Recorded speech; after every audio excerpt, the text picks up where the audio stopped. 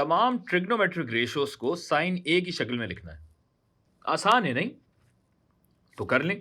नहीं बाबा, ये जवाब थोड़ी होगा। आपने तो यहां एंगल ही बदल दिया, जबकि यहां साइन 90 माइनस ए की शक्ल में नहीं, साइन ए की शक्ल मांगी गई है। तो क्या लगता है कैसे होगा? बिल्कुल दुरुस्त, यहां ट्रिग्नोमेट्रिक आइडेंटिटीज इस्तेमाल होंगी। अच्छा जी, तो साइन ए की टर्म्स में है। और अब अगर हम बात, अच्छा जी, तो तमाम रेशियोज की बात करें तो साइन ए की शक्ल में है। कॉस ए की हम बात अगर करें, ये क्या होगा भाई? जैसा मैंने आपको याद दिलाया कि हम यहाँ ट्रिग्नोमेट्रिक आइडेंटिटीज का इस्तेमाल करेंगे, तो आप ये जानते हैं कि कॉस स्क्वायर्ड ए जमा साइन स्क्वायर्ड ए 1 के बराबर होगा।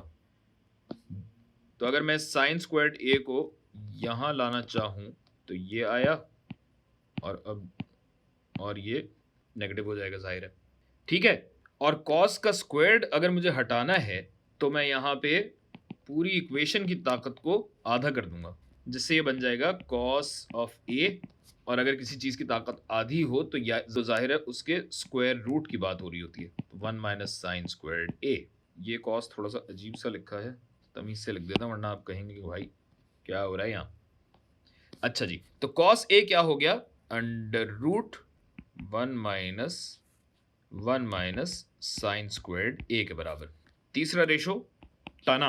अच्छा, अब tan ए में इतनी परेशानी वाली बात नहीं है, क्योंकि आप जानते हैं कि साइन ए बटा कॉस ए होता है।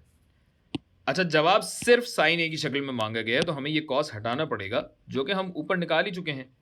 ये बन जाएगा सीना ओवर खुस्सा, कायसा। ये बेसिक हो गए, और अब जाहिर है जो बाकी 3 हमारे रेशोज बचते हैं, थोड़ा सा पर्दा रखेंगे दोनों के बीच में, मिलने नहीं चाहिए ये।